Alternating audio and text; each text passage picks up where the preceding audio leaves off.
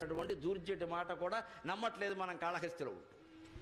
గ్రహదోషాలు, దుర్నిమిత్తాలు, దుశ్శకునాలు ఇవన్నీ మామూలు వాళ్ళని ఏమైనా చేస్తాయేమో నాకు తెలియదు కానీ నీ కళ్యాణ నామంబు ప్రత్యేకమున్ పేర్కొను ఉత్తమోత్తముని బాధలు పెట్టగా జాలునే.